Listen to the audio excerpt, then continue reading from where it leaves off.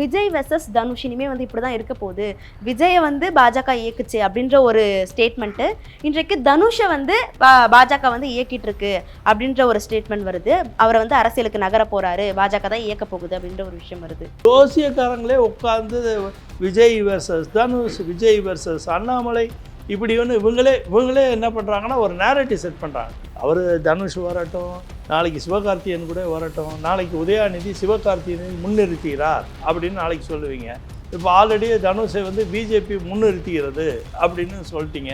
விஜயை ஆல்ரெடியே பிஜேபி தான் முன்னிறுத்துது, பின்னாலேருந்து பிஜேபி தான் செயல்படுது அப்படிங்கிறதுன்னு சொல்லிட்டீங்க. இப்போ பிஜேபிக்கு எத்தனை குதிரை ஓட்டும்? ஃபஸ்ட்டு விஜயோட வெற்றி எல்லாருக்கும் ஒரு கலக்கத்தை கொடுத்துருச்சு. நான் சைக்காலஜிக்கலாக பார்த்தேன், நிறைய அரசியல்வாதிகளோட பழகி பேசும்போது எனக்கு என்ன தெரிஞ்சுன்னா, விஜயோட ஓவர் நைட் வளர்ச்சி, விஜயோட over night chief minister position, விஜயை சார்ந்தவங்க ஓவர் நைட் இருக்க அமைச்சர் பதவியெல்லாம் நிறைய பேரை மனசை துன்பப்படுத்திடுச்சு. இந்த துன்பப்பட்டணுன்னு என்ன பண்ணுறாங்கன்னா, அதுக்கு ஒரு சால்வேஷன் ப்ரோக்ராமாக இது மாதிரி தனுஷை கொண்டு வர்றது. நாளைக்கு ரஞ்சித்து கூட ஒரு கட்சி ஆரம்பிப்பார். ஸோ இவர் வந்து சரியில்லை, திருமாவளவன் வந்து வயசாகிடுச்சு, திருமாவளவன் வந்து முன்னைக்கு பின்ன இப்போ பேசுகிறாரு. ஒரு செல்ஃப் மேடு பர்சனாலிட்டி இன்னொருத்தங்களை ஆதரிக்க வேண்டிய அவசியம் என்றைக்குமே இருக்காது. எம்ஜிஆர் யாரையும் ஆதரிக்க மாட்டார், எம்ஜிஆர் வளர்ப்பார். எம்ஜிஆர் வந்து ஜெயலலிதா அவர்களை வளர்த்தார். அன்புமணி ராமதாஸ் அவர்கள் விஜய் அவர்கள் ஆதரவு தந்தார்னா, நீங்கள் சொன்னீங்க பார்த்தீங்களா பிஜேபி பின்னால் இருக்குங்கிறது, அப்போ வேணால் அது உண்மையாயிடும்.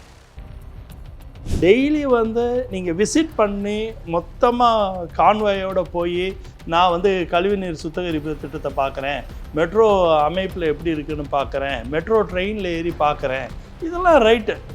ஒரு அரசியலுக்கு வந்தவர் பொது வழியில் போய் என்ன நடக்குதுன்னு தன்னை ஒரு புரிதலுக்கு எடுத்துகிட்டு வரணும் அப்படிங்கிறதுல ஒரு நேர்மையான எண்ணம் தான், அதில் குறை இல்லை. இதெல்லாம் ஒரு சோஷியல் மீடியா கண்டென்ட்டாக க்ரியேட் ஆகுது. அட்மினிஸ்ட்ரேட்டிவாக இது இருக்காங்கிறது எனக்கு ரொம்ப பயமாக கூட இருக்குது. எந்த சமையலும் ருசி தேடும் ரகசியம் 20 ரூபாய். போத்தீஸின் ஆடி தள்ளுபடி 5 முதல் 50% வரை மற்றும் இந்த ஆடிக்கு 3 சிறப்பு சலுகைகள். சேலம் சிநேகிதிகளே, குமுதம் சிநேகிதி பெருமையுடன் நடத்தும் சந்திப்போம் சிந்திப்போம். இடம் ஸ்ரீ சக்தி கைலாஷ் மகளிர் கல்லூரி, அம்மாப்பேட்டை. நாள் 8/8/2026.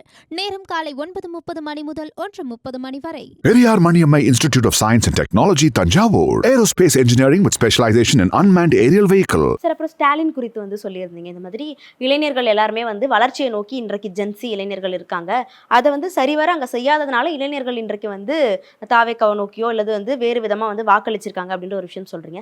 அதே ஜென்சி இளைஞர்கள் இன்றைக்கு வந்து டெல்லியில் வந்து பாரதிய ஜனதா கட்சியை எதிர்த்து வந்து போராட்டம் பண்ணுறாங்க. அப்போ அதற்கான காரணம் என்னன்னு புரிஞ்சுக்கிறது?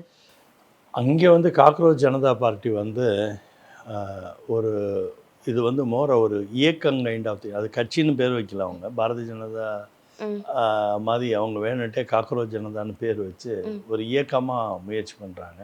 அதில் மெயினாக பார்த்தீங்கன்னா வெளிநாட்டோட ஊடுருவல் நிறைய விஷயங்கள் இருக்குது. நீங்கள் இங்கே பார்த்தீங்கன்னா நிறைய வெளிநாடு மனிதர்களே நிறைய பேர் போராட்டத்தில் கலந்துக்கிட்டதை நீங்கள் டிவியிலலாம் பார்த்துருக்கலாம். டூல் கிட்டுன்னு ஒன்று ரெடி பண்ணுறாங்க, டீப் ஸ்டேட்னு ஒன்று இருக்குது. இதெல்லாம் ஒவ்வொரு இடத்துல அவங்க பண்ணாங்க. பர்மாவில் பண்ண, ஃபஸ்ட்டு வெஸ்ட் பெங்காலில் பண்ணி சக்ஸஸ்ஃபுல்லாக அச்சீவ் பண்ணாங்க, நேபாளில் பண்ணுறதுக்கான முயற்சிகளை பண்ணாங்க, ஸ்ரீலங்காவிலையும் பண்ணாங்க. இது வந்து என்ன பண்ணுறாங்கன்னா, இந்த வளர்ந்த நாடுகளுக்கு வளர்ந்துக்கிட்டு இருக்கிற நாடுகள் மேலே நிறைய ஒரு மிஸ் அண்டர்ஸ்டாண்டிங் இருக்குது. அது அவங்கள பேரலைஸ் பண்ணணுங்கிற ஒரு ஆர்வம் இருக்குது. ரெண்டாவது வந்து இன்றைக்கி மனிதனுக்கு வந்து பொறாமைங்கிற உணர்வு தொடர்ந்து இருக்கிற உணர்வு தான்.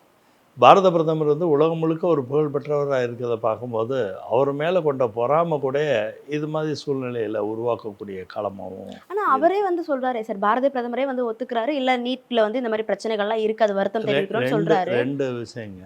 ஒன்று, அந்த லீக்கு, கொஸ்டின் பேப்பர் லீக்குங்கிறது டிஃப்ரெண்ட் இஷ்யூ.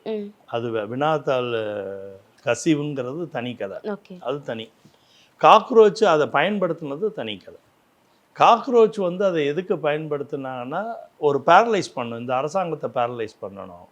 அதுவும் எஸ்பெஷலி பாராளுமன்ற நிகழ்வு ஆரம்பிக்கும் போது கரெக்டாக பாராளுமன்ற பக்கத்தில் அந்த பிரச்சனையை ஆரம்பிக்கணும். அதுவே ஒரு 5 நாள் 10 நாளைக்கு முன்னால் அவங்க ஆரம்பிக்கலை, கரெக்டாக அன்னைக்கு. ஏன்னா உங்கள் பில் வந்து முக்கியமான வந்து மகளிர் பில்லும், இந்த ஒன் நேஷன் ஒன் எலெக்ஷனு ஒரு பில்லு, இது மாதிரி முக்கியமான பில்லுகள் எடுத்துகிட்டு வரக்கூடிய பாராளுமன்ற தொடர் தான் இந்த தொடர்.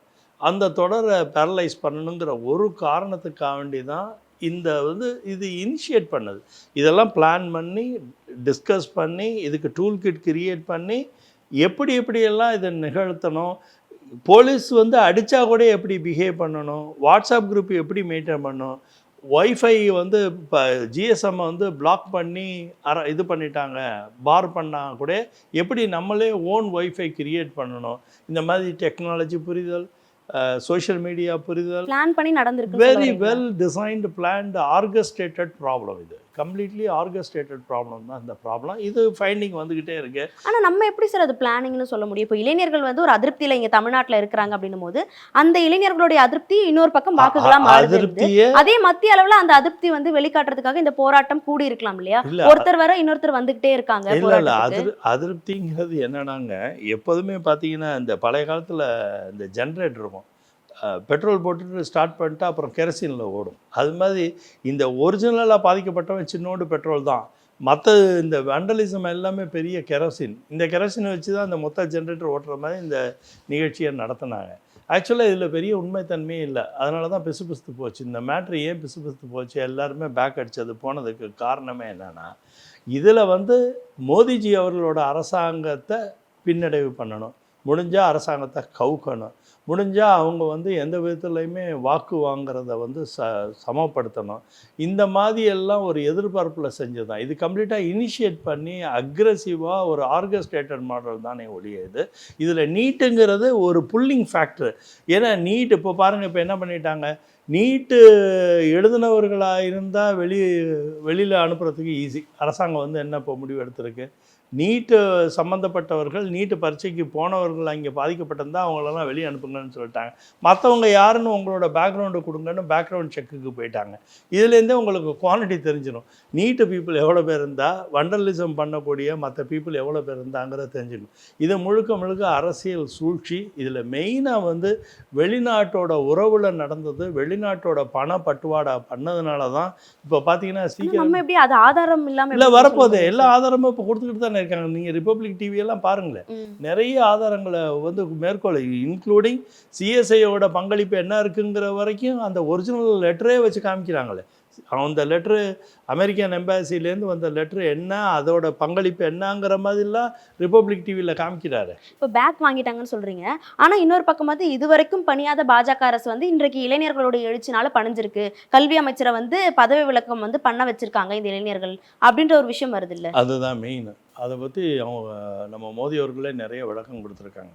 அதாவது ஒரு அட்ரினல் சுரக்கக்கூடிய இளைஞர்கள் மத்தியில் அந்த கோபமும் துவேஷமும் அதிகமாக கொழுந்து விட்டு எரிய விடுறாங்க. இவங்க யாரோ ஒருத்தங்க அதை ஃபயர் பண்ணி எரிய விடுறாங்க. இவங்களோட சூழ்ச்சியில் இந்த குழந்தைங்கள் கஷ்டப்பட்டு போயிடுச்சுன்னா அதுங்களோட வாழ்வாதாரம் பின்னடைவாகிறது மட்டும் இல்லாமல் அவங்க பேரண்ட்ஸும் they will get into lot of trouble. அதனால் ஒரு படிக்க வேண்டிய வயசில் படிக்க வேண்டிய குழந்தைகள் பின்னடைவு அடையக்கூடாதுங்கிறதுக்காண்டி இது பெருந்தன்மையை விட்டு கொடுத்த நிகழ்ச்சி. அவங்களோட கோபத்தையும் அங்கே தேவையில்லாத ஒரு சூழ்ச்சியில் அவங்க சிக்கக்கூடாதுங்கிறதுக்காண்டி செஞ்ச ஒரு அமைதியோட போக்கு தானே ஒழிய இது பாஜகவுக்கு இது ஒன்றும் பெரிய செட்பேக்கெல்லாம் கிடையாது. ஏன்னா பாஜக இதில் என்ன செட்பேக் இருக்குது, ஒரு அமைச்சருக்கு பதிலாக இன்னொரு அமைச்சர் இருக்க போகிறார். ஆனால் அங்கே இருக்க போகிறது பாஜக அமைச்சர் தானே இருக்க போகிறாரு. அங்கே போய் ஒரு காங்கிரஸ் அமைச்சர் போய் இனிமேல் எஜுகேஷன் மினிஸ்ட்ரி பார்க்க முடியாதுல்ல, ஒரு எக்ஸுக்கு பதிலாக ஒய் இருக்க போகிறாரு. இதில் ஒரு மாற்றத்தினால இவங்களுக்கு ஒரு லாபம் இருக்காது. அப்போ கொள்கை ரீதியாக நம்ம ஒன்றும் மாற்றம் போகவே இல்லைல்ல, கொள்கை ரீதியாக நம்ம அதே மாற்றத்தில் தானே இருக்கோம். ஒன்றும் எங்கள் சைட்லேருந்து எந்த பிரச்சனையுமே கிடையாது. நாங்கள் இளைஞர்களை பாதுகாக்கணுங்கிறதுக்கான முயற்சி தான் இதுவே ஒளி வேறு எதுவுமே கிடையாது. ஓகே சார், இப்போது மத்திய அரசியல் குறித்து நிறைய பேசிட்டு இப்போ தமிழ்நாட்டு அரசியல் குறித்து மீண்டும் இந்த இடத்துக்கு வரலான்னு நினைக்கிறேன். விஜய் வெர்சஸ் தனுஷ் இனிமே இப்படி தான் இருக்க போகுது, விஜயை பாஜக இயக்குச்சு அப்படின்ற ஒரு ஸ்டேட்மெண்ட்டு, இன்றைக்கு தனுஷை பாஜக இயக்கிட்டு இருக்கு அப்படின்ற ஒரு ஸ்டேட்மெண்ட் வருது. அவரை அரசியலுக்கு நகர போகிறாரு, பாஜக தான் இயக்க போகுது அப்படின்ற ஒரு விஷயம் வருது. எந்த அளவுக்கு இதில் பாஜக பண்ணுறாங்களா? நிறைய அந்த ஜோசியக்காரங்க தான் நிறைய பண்ணிக்கிட்டு இருக்காங்க. இந்த ஜோசியக்காரங்க இப்போ என்ன ஆகிட்டாங்கன்னா தமிழ்நாட்டில் ஜோசியன்னு சொல்கிறதோட நேரேட்டிவ் செட் பண்ண ஆரம்பிச்சிட்டாங்க. ஓகே, ஜோசியக்காரங்களே உட்காந்து விஜய் வெர்சஸ் தனுஷ், விஜய் வெர்சஸ் அண்ணாமலை, இப்படி இவங்களே என்ன பண்ணுறாங்கன்னா ஒரு நேரேட்டிவ் செட் பண்ணுறாங்க. இதில் பெரிய பிரச்சனை. நான் தமிழ்நாடு மக்களுக்கு ரொம்ப மதிப்பளித்து என்னோடய மரியாதை நிமித்தமாகவே உங்கள்கிட்ட ஒன்று கேட்டுக்கிறேன். தயவு கூர்ந்து இந்த ஜோசியர்கள் சொல்கிறதெல்லாம் வச்சு அரசியல் பார்வைக்கு நீங்கள் போகாதீங்க. உங்கள் ஜாதகம், உங்களோட நட்சத்திரத்துக்கான ஜோசியங்களை பாருங்கள். மற்றவங்களோட நட்சத்திரம் ஜோசியம் சொல்லி ஒரு அமைப்பை உருவாக்குறது, இந்த நேரேட்டிவ் டூல் கிட்டில் இப்போ ஜோசியமும் ஒரு டூல் கிட்டாக மாறி இருக்குங்கிறதுல எனக்கு ஒப்புதலே இல்லை. ஏன்னா தமிழ் மக்கள் நல்ல ஒரு மரபணுவில் ரொம்ப அறிவாற்றல் உள்ளவங்க. அறிவாற்றல் உள்ளவங்களை மழுங்கடிச்சுக்கிட்டே இந்த மாதிரி ஜோசியம்னு சொல்லி மழுங்கடிக்கிறதே தவறு. அவர் தனுஷ் வரட்டும், நாளைக்கு சிவகார்த்திகேயன் கூட வரட்டும், நாளைக்கு உதயாநிதி சிவகார்த்திகேயனை முன்னிறுத்துகிறார் அப்படின்னு நாளைக்கு சொல்லுவீங்க. இப்போ ஆல்ரெடியே தனுஷை வந்து பிஜேபி முன்னிறுத்துகிறது அப்படின்னு சொல்லிட்டீங்க. விஜயை ஆல்ரெடியே பிஜேபி தான் முன்னிறுத்துது, பின்னாலேருந்து பிஜேபி தான் செயல்படுது அப்படிங்கிறதுன்னு சொல்லிட்டீங்க. இப்போ பிஜேபிக்கு எத்தனை குதிரை ஓட்டும்? எவ்வளோ குதிரை பிஜேபியால் ஓட்ட முடியும்?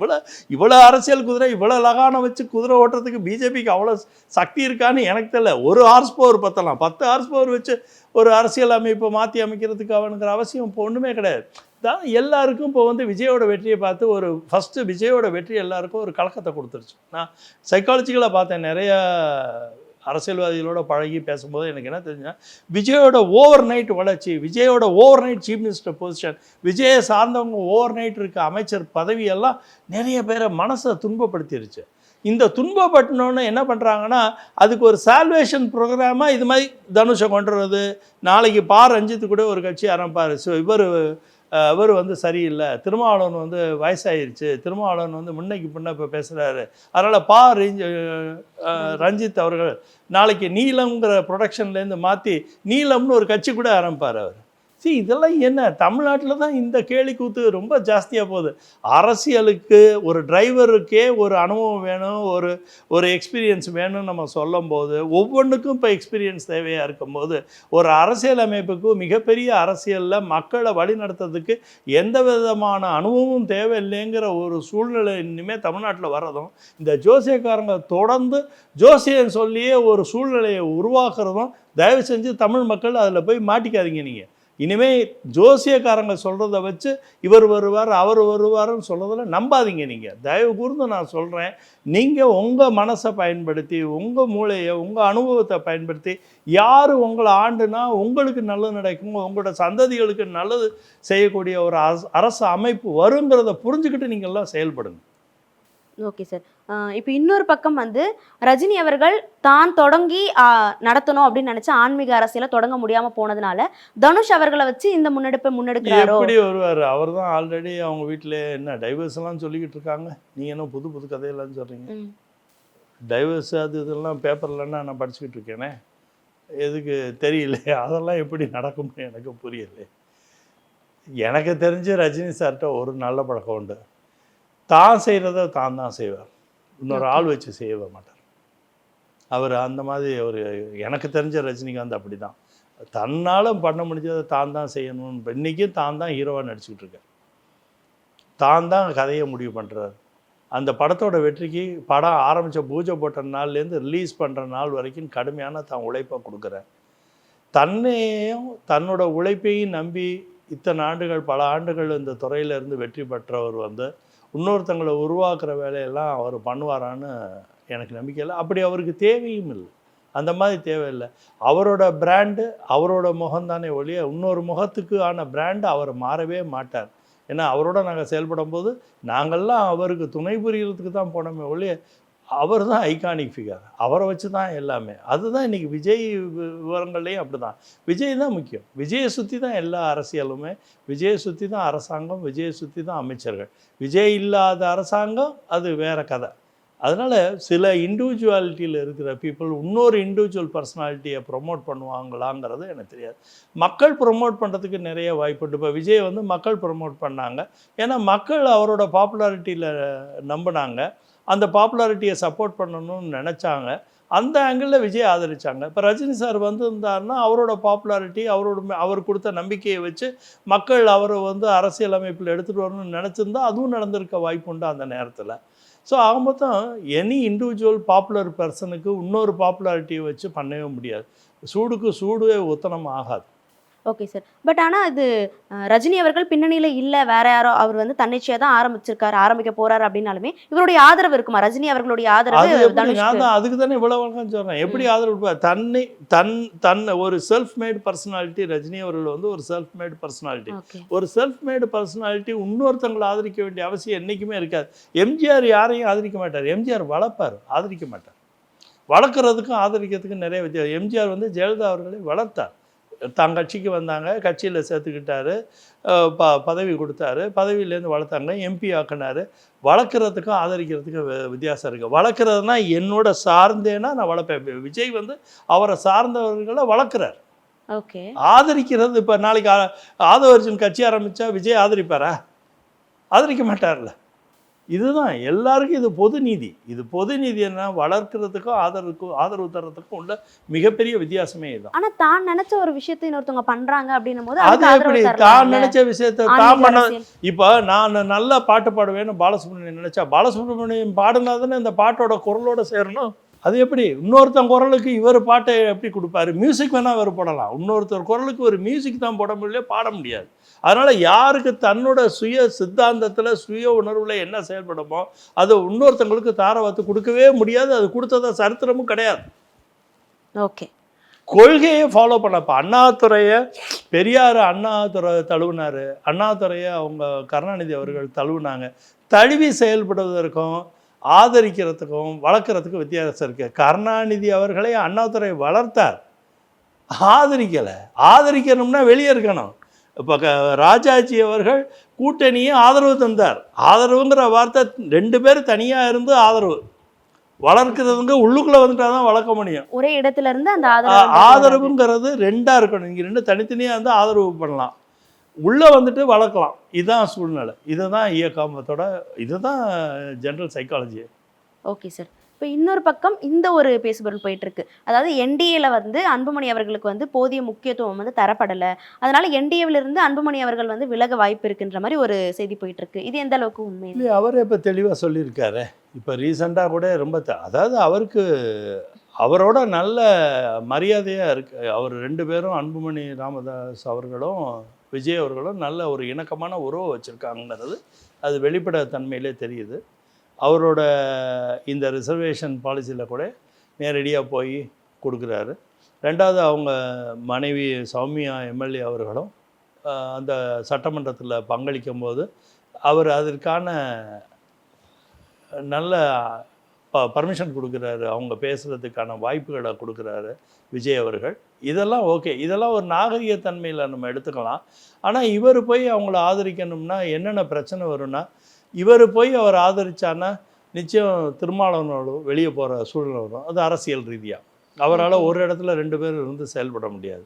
2வது இவரோட ஆதரவு வந்ததுன்னா காங்கிரஸோட ஆதரவு தேவையா தேவையில்லையாங்கிற முடிவை அவர் எடுக்க வேண்டிய நிர்பந்தத்துக்கும் போயிடுவார். யார்? விஜய் போயிடுவார். அப்போ இவர் சம்டைம் நீங்கள் சொல்கிறபடி அன்புமணி ராமதாஸ் அவர்கள் விஜய் அவர்கள் ஆதரவு தந்தார்னா, நீங்கள் சொன்னீங்க பார்த்தீங்களா பிஜேபி பின்னால் இருக்குங்கிறது, அப்போ வேணால் அது உண்மையாயிரும், பார்க்கலாம். அதுவும் காலமே பதில் சொல்லட்டும். யாருக்கு பின்னால இருக்குதுன்னு நம்ம எடுத்துக்கிறது பார்க்கணும். காலம்தான் சொல்லணும். இதெல்லாம் காலம்தான் பதில் சொல்லணும். இதெல்லாம் கிட்டத்தட்ட 3 மாதங்கள் கிட்ட ஆகுதுன்னு நினைக்கிறேன். ஒரு 70 நாட்களுக்கு மேலே ஆயிடுச்சு விஜய் அவர்கள் ஆட்சி அமைச்சு. இந்த ஆட்சி காலம் எப்படி இருக்குது அப்படின்னு நினைக்கிறீங்க? என்டிஏ கூட்டணி ஆட்சி வந்திருந்தா எந்த மாதிரியான வேற்றுமைகள் இருந்திருக்கும் இவங்க இந்த ஆட்சிக்கும் நீங்கள் ஆட்சி அமைச்சிருந்தா? எங்களோட ஆட்சி இன்னும் சிறப்பாக இருந்திருக்கும். என்ன காரணம்னா, ஏற்கனவே அவங்க எடப்பாடி அவர்கள் ஆட்சியில் இருந்தவர், ஒரு 4 ஆண்டுகள் வந்து நல்ல ஆட்சி செஞ்சவர். ஓகே. அவருக்கு வந்து அனுபவம், நிறையா அனுபவம். அந்த டிபார்ட்மெண்ட்டெல்லாம் எப்படி அணுகுமுறை பண்ணுறது, எப்படி நேர்கோடில் எடுத்துகிட்டு வந்து வேலை வாங்குறதெல்லாம் அவருக்கு ஒரு நல்ல ஒரு அனுபவமாக அந்த 4 ஆண்டுகள் அவருக்கு அமைஞ்சிருச்சு. ஒரு சீஃப் மினிஸ்டராக இருந்த 4 ஆண்டுகள் அவருக்கு ஒரு நல்ல அனுபவம் அமைஞ்சிருச்சு. 2வது பாரதிய ஜனதா கட்சியோட அமைப்பு ரீதியாக அது எப்படி செயல்படும், அவங்க மோடிஜி அவர்கள் எதில் ஆர்வம் காமிப்பார், எதில் ஆர்வம் காமிக்க மாட்டார், எந்த விவரங்களை வந்து தமிழ்நாடோட நன்மைக்காண்டி எடுத்துகிட்டு போனால் வெகு விரைவில் அதுக்கான ஒரு தீர்மானம் கிடைக்கும் அப்படிங்கிறதெல்லாம் வந்து எடப்பாடி அவர்கள் வெகு விரைவாக சிந்தித்து செயல்பட்டுருப்பார். இவங்க விஜய் அவர்கள் புதுசாக வந்திருக்காரு, புதுசாக செயல்பட்டுக்கிட்டு இருக்காரு, ஆர்வமாக தான் செயல்படுறாரு. அதெல்லாம் குறை சொல்கிறதுக்கெலாம் ஒன்றும் பெருசாக இல்லை. ஏன்னா 70 நாளில் நம்ம ஒன்றும் பெரிய குறைகள்லாம் சொல்ல முடியாது.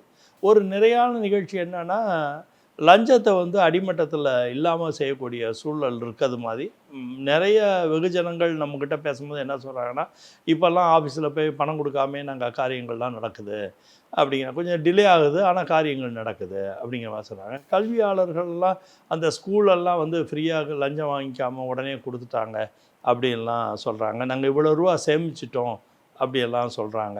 இதெல்லாமே ஒரு நல்ல ஒரு முன்னுதாரணமாக தான் போயிட்டுருக்கு.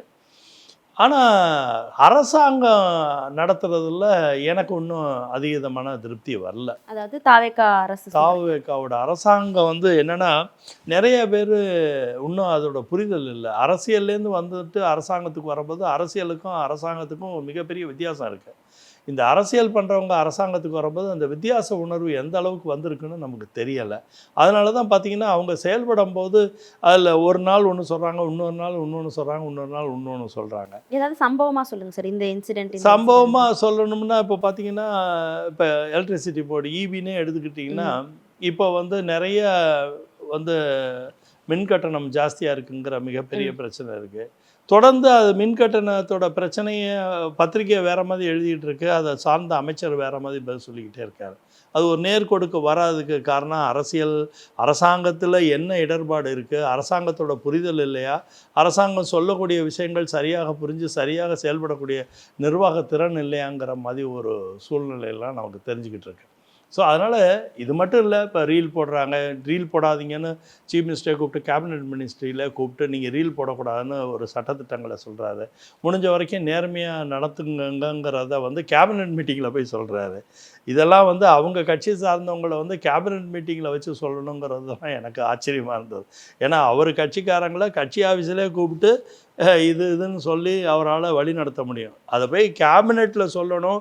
அந்த கேபினெட்டில் சொல்லும் போது அங்கே இருக்க நிர்வாகிகளை வெளியே போய் உட்கார வைக்கணுங்கிறதெல்லாம் எனக்கு அதெல்லாம் புதுசாக இருந்தது. ஏன்னா ஒரு அரசியல் கட்சியில் வந்து என்ன பண்ணுவாங்கன்னா, அரசியல்வாதிங்க அவங்க கட்சி சார்ந்தவங்க அமைச்சர் பொறுப்பில் இருக்கலாம். ஆனால் அமைச்சர் பொறுப்பில் இருந்தாலும் அவங்கள தனிப்பட்ட முறையில் கூட்டு கண்டிக்கிறதுக்கும் பேசுறதுக்கு அவருக்கு நிறைய வாய்ப்பு இருக்குது. அதை ஒரு கேபினெட் மீட்டிங்கில் ஏன் பேசுகிறாங்கன்னா, இது வந்து அதுவும் ஒரு விதமான இன்டைரக்ட் ரீல் விடுறாங்களா அப்படிங்கிற கவலை எனக்கு இருக்குது. இந்த அணுகுமுறையை எப்படி பார்க்குறீங்க? இப்போ இந்த அணுகுமுறை இதுங்க இப்போ என்னன்னாங்க, நிறைய பிரச்சனைகள் இப்போ பார்த்துங்க, காவிரியே பெரிய பிரச்சனை. இதை எப்படி அணுகி எப்படி சால்வ் பண்ண போகிறாங்க? 2 சைடு காங்கிரஸ் இருக்குது, இவருக்கு நல்ல பாப்புலாரிட்டி இருக்குது. இவர் கர்நாடகாவிலுமே ரொம்ப பாப்புலரான ஒரு ஸ்டார் தான் விஜய் அவர்கள். இதை பயன்படுத்தி அவர் அங்கே இருக்க சீஃப் மினிஸ்டரும் இவரோட இணக்கமாக தான் இருக்கார். ஏன்னா வீட்டுக்கெல்லாம் விருந்துக்கு கூப்பிட்ற அளவுக்கு இணக்கமாக இருக்கார். ஹெலிகாப்டரில் கூட்டிகிட்டு போய் காமிக்கணுங்கிற மாதிரிலாம் பிளான் பண்ண தான் என்கிட்ட சில நண்பர்கள் சொன்னாங்க. மேகதாது அணையை 2 சீஃப் மினிஸ்டரும் ஹெலிகாப்டரில் போய் பார்க்க போகிறாங்கலாம் சொன்னாங்க. அது எந்த அளவுக்கு உண்மைன்னு எனக்கு தெரியாது. ஸோ அந்த அளவுக்கு ஒரு உறவு இருந்ததுன்னா சிம்பிளாக அது முடிக்கலாமே. அது முடிக்கிறதுக்கு முடியலைன்னா அப்போ செயல்படலைல. டெய்லி வந்து நீங்கள் விசிட் பண்ணி மொத்தமாக கான்வாயோடு போய் நான் வந்து கழிவுநீர் சுத்திகரிப்பு திட்டத்தை பார்க்குறேன், மெட்ரோ அமைப்பில் எப்படி இருக்குதுன்னு பார்க்குறேன், மெட்ரோ ட்ரெயினில் ஏறி பார்க்குறேன், இதெல்லாம் ரைட்டு. ஒரு அரசியலுக்கு வந்தவர் பொது வழியில் போய் என்ன நடக்குதுன்னு தன்னை ஒரு புரிதலுக்கு எடுத்துகிட்டு வரணும் அப்படிங்கிறதுல ஒரு நேர்மையான எண்ணம் தான், அதில் குறை இல்லை. பட் இப்படியே வந்து டெய்லி எல்லாமே கண்டென்ட்டாக க்ரியேட் ஆகுதுன்னு கவலை இருக்குது எனக்கு. இதெல்லாம் ஒரு சோஷியல் மீடியா கண்டென்ட்டாக க்ரியேட் ஆகுது. அட்மினிஸ்ட்ரேட்டிவாக இது இருக்காங்கிறது எனக்கு ரொம்ப பயமாக கூட இருக்குது. Is it A content R administration? இது வேறு கண்டென்ட்டாக இருக்குது. ஏன்னா இது வந்து ஒரு 50 லட்சம் வியூவர்ஷிப் ஒன்றுமே இல்லை. அவர் பையன் நேற்று ஒரு இன்டர்வியூ கொடுக்குறாரு, 17 மணி நேரத்தில் 4 மில்லியன் பீப்புள் பார்க்குறாங்க, அவரோட சன். அப்போ எவ்வளோ பாப்புலாரிட்டி இருக்குது, உச்சபட்ச பாப்புலாரிட்டியில் இருக்காங்கன்னு தானே அர்த்தமாகுது. அப்போ இது எல்லா ஆக்டிவிட்டியுமே கண்டென்ட் ஆக்டிவிட்டியா, அட்மினிஸ்ட்ரேட்டிவ் ஆக்டிவிட்டியா, ஃபுல்ஃபில்மெண்ட் ஆக்டிவிட்டியா? ரொம்ப முக்கியங்க. இது விளையாட்டு இல்லை. அரசாங்கத்தில் வந்து சோஷியல் மீடியாவை நல்ல பங்களிக்கும், அரசியலுக்கு பங்களிக்கணும்னு கண்டுபிடிச்சவரே இந்தியாவில் பெருசாக கண்டுபிடிச்சி அதை பயன்படுத்தினவரே எங்கள் மோடிஜி அவர்கள் தான். ஆனால் சோஷியல் மீடியா மட்டுமே எங்களோட ஆக்டிவிட்டியாக இருக்காது, அட்மினிஸ்ட்ரேஷனாக இருக்காது. ஆக்ஷன் இருக்கும். எங்கள் மோடிஜியை நீங்கள் கவனித்து பார்த்தீங்கன்னா அவர் எப்போதுமே அன்வீல் தான் பண்ணுவார். ஒரு வேலையை பாரத் மண்டபம்னு பெருசாக கட்டியிருப்பார், அங்கே ஒரு பெரிய நடராஜர் சிலை வச்சுருப்பார். ஆனால் அது லான்ச் பண்ணுற அன்னைக்கு தான் உலக மக்களுக்கு தெரியும். பாரத மண்டபம் கட்டும்போது போய் சுற்றி பார்த்துட்டு ஒரு வீடியோ போட்டுட்டு இன்ஸ்டாகிராம் பண்ணுற வேலையெல்லாம் பாஜக என்றைக்குமே பண்ணாது. பாஜக செயல்பட்ட பிறகு மக்களோட பணிக்கு மக்களோட நலனுக்கு போய் சேர்ந்த பிறகு தான் நாங்கள் வெளிப்படுத்துவோம். நாங்கள் அன்வீல் பண்ணுவோம். எல்லாமே ஒரு ஸ்க்ரீன் மாதிரி ரிமூவ் பண்ணி மக்கள்கிட்ட அதை காமிக்க ஆசைப்படுவோம். ஒவ்வொரு நிகழ்ச்சியும் ஒவ்வொரு நாளுமே இது வந்து எனக்கு ரொம்ப கவலையாக இருக்குது. இதெல்லாம் எப்படின்னா இது காலப்போக்கில் மக்கள் வந்து இந்த மாதிரி கண்டென்ட் டிபெண்ட்டாகவே மக்கள் மனசை நீங்கள் மாற்றிக்கிட்டே வந்துட்டீங்கன்னா அவங்க வளர்ச்சியில் என்ன இருக்குன்னு அவங்களுக்கு தெரியாமே போயிடும். நீங்கள் ஒரு சூட அரசியல் பண்ணுறீங்கிறது தான் என்னோட கவலை இன்னைக்கு. இல்ல அவங்க என்ன மக்கள் டெய்லியும் என்னென்ன அதுல வந்து அந்த திட்டங்கள்ல என்னென்ன மாதிரியான விஷயங்கள் போயிட்டு இருக்குன்னு தெரிஞ்சுக்க வேண்டியது அவசியம் தானே. அதுதானே இல்லாட்டி போடுறாங்க. நான் மெட்ரோ நீங்கள் பைக் போட்டும்போது உங்களுக்கு தெரியாது மெட்ரோ கட்டிட்டு இருக்க தெரியாது உங்களுக்கு. சீஃப் மினிஸ்டர் போய் பார்க்குறாரு, ஒரு நிர்வாகம் ஒழுங்காக நடக்குதான்னு செக் பண்ணுறதுக்கு போய் பார்க்குறாரு, அது ஒரு இன்ஸ்பெக்ஷன் மாடலில் பார்க்குறாருங்கள நாங்கள் வரவேற்கிறோம், நாங்கள் எதுக்கலை. ஆனால் இது கண்டென்ட்டுக்கு தான் பயன்படுங்கிறது தான் எனக்கு கவலை. இப்போ 22,000 கோடிக்கு கடன் வாங்கியிருக்கோம், அது எதுக்கு கொடுத்துருக்கோம், என்ன செயல்படுத்தியிருக்கோம் அப்படிங்கிறதெல்லாம் சொல்ல முடியல. இது அது ரொம்ப இன்னைக்கு இருக்க அரசாங்கத்துக்கு ரொம்ப கஷ்டம் இருக்குமா. பல லட்சம் கோடி கடன் வாங்கிட்டு ஒரு அரசாங்கம் போயிருக்கு. இந்த கடனை காப்பாற்றி அரசாங்கத்தை நிலுவையில் இருக்க பிரச்சனையெல்லாம் தீர்த்து கொடுக்க வேண்டிய நிர்பந்தத்தில் அவங்க விஜய் அரசாங்கம் இருக்குது. அப்படிப்பட்ட விஜய் அரசாங்கம் வந்து செயல்பட வேண்டிய எங்கே செயல்படணும்னா, இவர் வந்து வீட்டில் உட்காந்து ஆஃபீஸில் உட்காந்து ப்ளூ பிரிண்ட் பண்ண வேண்டிய வேலையெல்லாம் வெறுமனை சோஷியல் மீடியா பிரிண்ட் ஆகுதுங்கிற கவலை தான் எனக்கு இருக்குது. சோஷியல் மீடியா பண்ணுங்கள், ஒரு சாதனையை செய்து முடித்த பிறகு போய் பண்ணுங்க, தப்பே இல்லை. நேற்று போலீஸுக்கு எல்லாருக்கும் பதக்கம் கொடுத்துட்டு அங்கே உட்காந்து ஒரு ஃபோட்டோ எடுக்கிறதுல தப்பு இல்லை. நிர்வாகிகள் எல்லாருக்கும் நீங்கள் வந்து வேலை வாய்ப்பை கொடுத்துட்டு அவங்களோட உட்காந்து ஒரு பிக்சர் எடுத்துக்கிறது தப்பு கிடையாது. எல்லாருக்கும் வந்து இபியில் வேலை கொடுத்துட்டு எல்லாரோடையும் ஃபோட்டோ எடுத்துக்கிட்டாரு, அது தப்பு கிடையாது. நேற்று பதக்கங்களை கொடுத்துட்டு போலீஸ் நிர்வாகிகளோட எடுத்துக்கிட்ட படம் தப்பு இல்லை, அதெல்லாம் ரைட்டு. அது வந்து டிஜிட்டலாக டாக்குமெண்டேஷன் பண்ண வேண்டிய நிர்பந்தம் இன்ன சமுதாயத்தில் இருக்குது. இன்றைக்கி டிஜிட்டல் டாக்குமெண்டேஷன் இஸ் இன்எவிட்டபிள். எல்லா அரசாங்கத்தில் இருக்கக்கூடிய முதலமைச்சர்கள் கண்டிப்பாக பண்ண வேண்டியது தான், அது கரெக்டாக தான் பண்ணுறாரு. பட் இதிலே மனப்பக்குவமும் இதிலே போயிட்டுனா மக்கள் இதை ஒரு பொழுதுபோக்காக ஒரு என்டர்டெயின்மெண்ட் வேல்யூவில் பார்க்க போயிட்டாங்கன்னா எனக்கு அதுதான் கவலையாக இருக்குது. இது வந்து ஒரு என்டர்டெயின்மெண்ட் இண்டஸ்ட்ரியை மாதிரி அரசாங்கங்கிறது ஒரு என்டர்டெயின்மெண்ட் மாடலுக்கு மக்கள் மனசில் போய் பதிஞ்சிருச்சுன்னா மக்களுக்கு எதை கேட்கணும் எதை கேட்கக்கூடாதுன்னு கூட ஒரு ஸ்டேஜில் தெரியாமல் எல்லாமே பொழுதுபோக்கு பார்வைக்கு போயிடுச்சுன்னா எங்களை மாதிரி 2-3 பேர் கத்திக்கிட்டு இருந்தால் நாங்களாம் கெட்டவனாக ஆகிட்டு நிற்போம். அதுதான் கவலையாக இருக்குது. மக்கள் எங்களோட சேர்ந்து எது நல்லது கெடுதல்னு ஒரு புரிதலோட மக்கள் வந்து இன்றைக்கி இருக்க அரசாங்கத்தை பார்க்கணும். இல்லாட்டி என்டர்டெயின்மெண்ட் வேல்யூலேயே இந்த அரசாங்கம் போகிற மாதிரி எனக்கு கவலையாக இருக்குது. இதை சீக்கிரம் இதை நிறுத்திட்டு இவங்க வெறும் ஆப்ரேஷன்லேருந்து ஆக்ஷன் மாடலுக்கு வரும்போது வெறும் ஆக்டிவ் மாடலாக இருக்குது. ஆனா ஒரு சில விஷயங்களை அவர் முன்னெடுக்கிறது வந்து வரவேற்கக்கூடிய விதமா வரவேற்கலாம். பேசுறத பார்க்க முடியுது. மாண்டாக்சி அலுவாலியா அந்த ஒரு குழு கூட அமைச்சிருக்கிறது இல்லை, வந்து மான்டேக் சிங் அலுவாலியாவோட குழு வந்து சிதம்பரம் அமைச்ச குழுவாக இருக்கும்னு நினைக்கிறேன். ஏன்னா அவரோட இருந்தவங்க தான் அவ்வளோ பேருமே அவரோட டீம் மெம்பர்ஸ், சிதம்பரத்தோட டீம் மெம்பர்ஸ். இவங்கெல்லாம் பல காலம் நான் பார்த்துருக்கேன். 2 பேரும் சிதம்பரம் அவர்களுக்கும் மான்டேக் சிங்களும் அவ்வளோ இணக்கமானவரோட. இவர் எள்ளுன்னா அவர் எண்ணெயாக இருக்கக்கூடியவர் தான் மான்டேக் சிங் அலுவாலியா. இதெல்லாம் அவங்களோட டீம். எனக்கு அதில் ஒரு பயம் விஜய் அவர்கள்ட்ட இருக்குது. இவர் காங்கிரஸை வந்து சைலண்ட்டாக உள்ளே அப்படியே விட்டுக்கிட்டு போனார்னா, காங்கிரஸோட டிசிஷனுக்கு தான் இவர் அரசியல் அமைப்பு நடத்திக்கிட்டு இருந்தார்னா, ஒரு பேரில் இது காங்கிரஸ் கட்சியாக இது முழுக்க தாவேக்காவாக இருக்காது, காங்கிரஸ் அரசாங்கமாக மாறிடுமோங்கிற பயம் எனக்கு இருக்குது. இந்த மான்டேக் சிங் அலுவாலியா மாதிரி ஒரு டீமை வந்து உள்ளே கொண்டாந்துருக்காங்கன்னா அது முழுக்க சிதம்பரத்தோட அவரோட அணுகுமுறை தான் அது. இல்லாட்டி அவரோட யோசனையாக கூட இருந்திருக்கும்னு நான் நினைக்கிறேன். இது வந்துட்டாவே என்ன பிரச்சனைனா, இந்த மாதிரி காங்கிரஸ் ஃபிலாசபி காங்கிரஸ் ஐடியாலஜியை திணிக்கக்கூடிய விஷயங்கள் செஞ்சால் அப்புறம் தாவேக்காங்கிற கட்சியே தேவையில்லையே. பேசாமல் இதுவே காங்கிரஸ்னே வச்சுக்கலாமே. எதுக்கு தாவேக்கான்னு ஒரு கட்சி தமிழ்நாட்டில் வச்சுக்கணும்? காங்கிரஸ் கட்சியாகவே இருந்துட்டு போகுது. இது தவறு.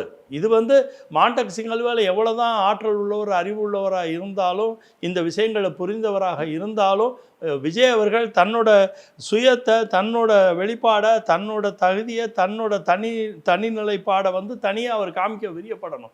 அவர் அந்த மாதிரி பண்ணாமல் இந்த மாதிரி வந்து காங்கிரஸோ அவங்க சொல்கிறாங்க இவங்க சொல்கிறாங்கிற இந்த மாதிரி முடிவெல்லாம் அவர் எடுத்துக்கிட்டே போனார்னா ஒரு காலத்தில் அவர் வந்து இது காங்கிரஸோட கைப்பாவையாக தாவேக்கா மாறிடுங்கிற பயம் எனக்கு நிறையா இருக்குது. அப்ப தாவேக்கா நீர்த்து போயிடுமோ அப்படின்ற தாவேக்கா நீர்த்து போகிறது விஜய் இருக்கிற வரைக்கும் தாவேக்கா நீர்த்து போகாது. விஜயோட அவரோட புகழ் பெரிய புகழாக இருக்கிறதுனால அது நீர்த்து போக வாய்ப்பு இல்லை. ஆனால் என்ன வாய்ப்புனா கைப்பாவையே ஆயிடக்கூடாது. இது வந்து முழுக்க காங்கிரஸோட ஒரு கைப்பாவையை தாவேக்கா மாறக்கூடாதுல்ல. தாவேக்கான்னு ஒரு தனியாக இப்போ திமுக என்ன இருந்தாலும் திமுக காங்கிரஸோட கைப்பாவையை மாறாதில்ல. அந்த மாதிரி ஒரு கட்சி அமைப்பு இருக்கணும்ல. மான்டேக் சிங் அலுவாலியா எத்தனை ஆண்டுகள் நெருக்கமான உறவு சிதம்பரம் அவர்களோட. அவரெல்லாம் எதுக்கு புதுசாக எடுத்துகிட்டு வரணும்? ஏன் இதோட சிறந்த செயலாற்றக்கூடிய இவங்களே ஐடென்டிஃபை பண்ணலாமே. உலகம் முழுக்க கனெக்ஷன் வேணும். இப்போ இவங்களுக்கு வந்து வெளி உலகத்தோடையும் கனெக்ஷன் வேணும்னா அதுக்கு உண்டான நபர்கள்லாம் நிறைய பேர் இருக்காங்க. இதே மாதிரி தான் ஒரு கமிட்டி அவர் ஸ்டாலின் அவர்கள் பண்ணாங்க, ரங்கராஜன். என்ன நடந்தது? அந்த கமிட்டியோட பங்களிப்பு என்ன? தமிழ்நாட்டோட பங்களிப்பு என்ன இருக்குது? தமிழ்நாடை பொறுத்த வரைக்கும் நான் என்னோட அனுபவத்தில் ஒன்று சொல்கிறேங்க. தமிழ்நாடை பொறுத்த வரைக்கும் தமிழ்நாடு நிர்வாகிகளே, ஐஏஎஸ் ஆஃபீஸர்ஸ் இவங்களே நல்ல நாலேஜபிள் பீப்புள் இருக்காங்க. தமிழோட எத்தனிக்ஸ் புரியணும், தமிழோட குணநலம் புரியணும், தமிழோட உணர்வு புரியணும், தமிழோட அமைப்பில் இருக்கக்கூடிய இந்த அதிகார மைய புள்ளிகளோட கனெக்ஷன்லாம் என்னங்கிற ஒரு புரிந்த பழைய IAS officers, experienced IAS officer, நிறைய அனுபவம் உள்ளவங்க, இந்த நிர்வாகத்தை 30 ஆண்டுகளாக நடத்தின அனுபவசாலிகள்லாம் தமிழ்நாட்டில் நிறைய பேர் இருக்காங்க. அவங்களுக்குலாம் அந்த வாய்ப்பு கொடுத்தா இன்னும் பெட்டராக பண்ணுவாங்க இவங்களை காட்டணும். டெல்லியிலேருந்து ஒருத்தவங்க வந்தால் அவங்களோட இந்த சாயில் அண்டர்ஸ்டாண்டிங் இருக்காது, இந்த மண்ணோட வாசனையே அவங்களுக்கு தெரியாது. இந்த மண்ணோட வாசனையே தெரியாமல் இந்த மண்ணுக்கு என்ன ஐடியா கொடுப்பாங்க அவங்க? எனக்கு புரியவே இல்லை. இந்த மண்ணோட வாசனை புரியாதவங்களால இந்த மண்ணுக்கு என்ன ஐடியா கொடுக்க முடியும்னு எனக்கு தெரியவே இல்லை. இவங்களால் யாருமே மாண்டக் சிங் அலுவாலியா வந்து எவ்வளோ புத்திசாலியாக இருந்தாலும் அவரால் காங்கிரஸோட எண்ணங்களை தான் இங்கே வந்து திணிப்பாரே ஒழிய அவரால் வந்து தாவேக்கான ஒரு தனிப்பெருங்கட்சியோட அமைப்பை வந்து பலவீனப்படுத்தக்கூடிய அமைப்பாக தான் அவர் கொண்டு வர முடியும் இல்லையா? அவரால் சிறப்பாக செயல்பட முடியாது. விஜய் அவர்கள் இங்கேயே நிறைய ரிட்டையர்டு பீப்புள் இருக்காங்க, அவங்கள அவர் எடுத்து பெரிய அமைப்பு அமைச்சார்னா அவங்களுக்கு ஒரு கமிட்மெண்ட் இருக்கும். தமிழ்நாடை பற்றி தெரியும். இந்த தமிழ்நாட்டில் அவங்க 35 ஆண்டுகள் இந்த அட்மினிஸ்ட்ரேஷனில் இருந்ததுனால அவங்களுக்கு இதில் இருக்க பின்விளைவுகள் என்ன நடக்கும், என்ன நடக்காது எல்லாமே ஒரு எக்ஸ்பீரியன்ஸ் இருக்கும். அந்த எக்ஸ்பீரியன்ஸை விஜய் அவர்கள் கேபிட்டலைஸ் பண்ணணும் இன்னைக்கு தேதிக்கு. அப்போது நீங்கள் சொல்கிறத வச்சு என்ன புரிஞ்சுக்க முடியுது அப்படின்னா, அப்போ தாவேக்காவை பின்னிருந்து இயக்குகிறவர் சிதம்பரமாக தான் இருக்காரா? வாய்ப்பு கொடுத்துடக்கூடாதுன்னு சொல்கிறேன். இப்போதைக்கு பார்வைக்கு அப்படி தான் எங்களுக்கெல்லாம் புரிதல். எங்களோட புரிதல் இப்படி நீங்கள் இந்த மாதிரி செலெக்ஷன் ப்ராசஸில், இந்த மாதிரி மேனேஜ்மெண்ட்டில், இந்த மாதிரி உங்களுக்கு வந்து இன்டலெக்சுவல், உங்களுக்கு அறிவு சார்ந்து செயல்படக்கூடியவங்க இவங்க தானா? அந்த அறிவெல்லாம் யாரோட அறிவு? எல்லாமே காங்கிரஸோட இரவல் அறிவாக போயிடுச்சுன்னா தாவேக்காங்கிற ஒரு தனி தத்துவம் குறைஞ்சி போயிருங்கிற கவலை எனக்கு இருக்குது. அதை நீங்கள் தவிர்க்கணுங்கிறது தான் என்னோட கருத்து. அதில் சிதம்பரத்தை வழிகாட்டுறாரு, சிதம்பரம் வழிகாட்டலை, சிதம்பரம் சொல்லி தான் இவங்க செஞ்சாங்க, சிதம்பரம் சொல்லாமே இவங்க செஞ்சாங்கிறது எனக்கு கவலை இல்லை. தமிழ்நாடை தமிழ் உணர்வு மிக்கவங்களை வச்சு நீங்கள் இந்த மாதிரி கன்சல்டேஷனுக்கு எடுத்துகிட்டு வந்து அறிவு சார்ந்தவர்களை செயல்படுத்தினீங்கன்னா உங்களோட ஆட்சி இன்னும் சிறப்பான ஆட்சி அமைவதற்கு வாய்ப்பு இருக்குன்னு என்னோட சின்ன ஒரு அனுமானத்தை தான் சொல்கிறேங்க. தாவேக்கா ஆட்சி குறித்து பேசும்பொழுது ரீல்ஸ் அதிகமாக போடுறாங்க, ஆனால் அதை காட்டிலும் இன்னும் செயல்பாட்டில் வந்து இன்னும் அதிகம் கவனம் செலுத்தணும்னு சொல்லியிருந்தீங்க. ஆனால் சமீபத்தில் பிரதமர் மோடி அவர்கள் வந்து ரீல்ஸ் நிறைய போட ஆரம்பிச்சிருக்காரு. அது என்ன விஷயமா போடுறாருன்னு எடுத்துக்கிறது? கண்டிப்பாக நான் இப்போ வந்து அவர் என்ன பண்ணிட்டாரு, ஒரு மிகப்பெரிய பக்குவமான ஒரு மனோபாவத்துக்கும் மனோநிலைக்கும் அவர் வந்துட்டார்.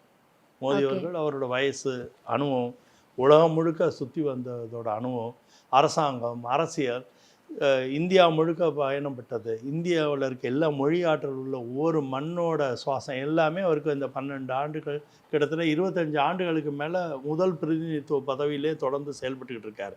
அப்படி இருக்கும்போது அவருக்கு இவ்வளோ புரிதல் வந்தோன்னே என்ன பண்ணுறாரு, தன்னோட நாலேஜ், எக்ஸ்பீரியன்ஸை ஷேர் பண்ணணுங்கிற மாடலுக்கு வந்துட்டார். இப்போ அவரோட பதிவெல்லாம் பார்த்தீங்கன்னா ஒரு வழிகாட்டுதலான பதிவாக மாறிக்கிட்டு இருக்கு. இப்போ முந்தி வந்து பார்த்திங்கன்னா அரசியலோட செயல்பாடு, அரசியல்னால் வந்தது அப்படின்னு இருக்கும். இப்போ அவர் எந்த ஸ்தானத்துக்கு அவர் போயிட்டார்னா, இந்தியா முழுக்க மக்களோட உணர்வுகளை நம்ம உலக மக்கள்கிட்ட போய் பிரதிபலிக்கும் போது இவ்வளோ நாகரிகமிக்க சமுதாயத்தை நம்ம உருவாக்க வேண்டிய கடமை இருக்குது மக்கள்கிட்ட.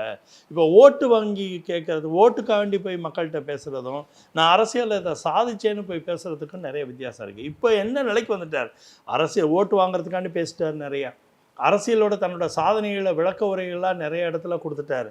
அதுக்கு வேணுங்கிற ட்விட்டர் பதிவு போட்டுட்டார், அதுக்கு வேணுங்கிற ஃபேஸ்புக்கோ இன்ஸ்டாகிராமோ எல்லாம் பண்ணிட்டார். இன்ன வரைக்கும் அது பண்ணிக்கிட்டு தான் இருக்கார், அதை விடலை. இப்போ அடுத்த நிலைக்கு வந்துட்டார், இன்னொரு நிலை. அதாவது இப்போ என்ன சொல்லுவோம், சரியே கிரியே யோகம் ஞானம்னு சொல்லுவோம். ஒரு 4 நிலை சொல்கிற மாதிரி இப்போ ஒரு ஞான நிலைக்கு அவர் வந்து என்ன முயற்சி வந்துட்டார்னா, நான் உலகம் முழுக்க இந்தியா பெரிய நாடு, வல்லரசு நாடு ஆக்க போகிறேன்னு சொன்னேன். 2047 அமிர்த காலத்தை உருவாக்கி ஒரு வளர்ந்த நாடாக இந்த 100 ஆண்டுகள் இண்டிபெண்ட் இந்தியா 100 ஆண்டுகள் நான் வரும்போது இந்தியா மிகப்பெரிய வளர்ச்சி நாடாக ஆகணும்னு நான் ஆசைப்பட்றேன். ஆனால் அந்த வளர்ச்சி நாடாக இருக்கும்போது வளர்ந்த சமுதாயத்தை உருவாக்கியிருக்கேனாங்கிற ஒரு பயம் வந்துருச்சு அவருக்கு. நாடு வளர்ந்துருக்கும், ஆனால் நாகரிக இன்மையினால் வளராமல் இருக்கும். ஒழுங்கினங்கள் அதிகமாக இருந்து இப்போ நடக்கிற காக்ரோச் நிகழ்ச்சியெல்லாம் பார்த்திங்கன்னா நிறைய ஒழுங்கினங்கள். இந்த ஒழுங்கினங்கள்ல இப்போ என்ன ஆயிடுச்சுன்னா மக்கள் மனசில் ஒழுங்கினமே உவகை கொள்ளும் சமுதாயமாக இருக்குங்கிற கவலை கூட அவருக்கு வந்திருக்கும். இப்போ என்ன ஒழுங்கினத்தில் உவகை சந்தோஷம் அடையக்கூடிய சமுதாயமாக நம்ம வந்துட்டோமோ அப்படிங்கிற ஒரு கவலை அவருக்கு வந்ததுனால தான் இப்போ என்ன பண்ணுறாரு, இந்த சமுதாயம் ஜென்சி கிட்ட போய் சேரணும், நம்மளோட அனுபவத்தை போய் இளைஞர்னா அல்ஃபா லெவலில் கொடுக்க முடியப்பட்டார். ஜென்சியை விட்டு கீழே போயிட்டார், அல்ஃபாவுக்கு போயிட்டார். அல்ஃபா லெவலில் போய் இப்போ கொடுத்து இந்த சமுதாயத்துக்கு இந்த எண்ணங்களை நான் என்னால் முடிஞ்ச வரைக்கும் நான் சேர்க்குறேன். இது சேர்த்த பிறகு கூட இந்த சமுதாயம் மாற்ற நிலைக்கு வரலைன்னா அவர் பொறுப்பாக எடுக்க முடியாது. ஆனால் இதை சேர்க்க வேண்டிய முயற்சியை நான் செய்கிறேங்கிற ஒரு முன்னுதாரணமாக அதை செயல்பட்டுக்கிட்டு இருக்கார். எந்த சமையலும் ருசி தேடும் ரகசியம் 20 ரூபாய். போத்தீஸின் ஆடி தள்ளுபடி 5 முதல் 50% வரை மற்றும் இந்த ஆடிக்கு 3 சிறப்பு சலுகைகள். சேலம் சிநேகிதிகளே, குமுதம் சிநேகிதி பெருமையுடன் நடத்தும் சந்திப்போம் சிந்திப்போம். இடம் ஸ்ரீ சக்தி கைலாஷ் மகளிர் கல்லூரி, அம்மாப்பேட்டை. நாள் 8/8/2026. நேரம் காலை 9:30 மணி முதல் 1:30 மணி வரை. Periyar Maniammai Institute of Science and Technology, Tanjavur. CSE with specialization in AI and ML, data science, cybersecurity and more.